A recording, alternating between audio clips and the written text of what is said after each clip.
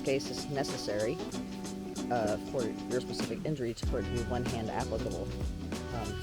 Other people would have other body parts, so that wouldn't be as necessary. It's a nice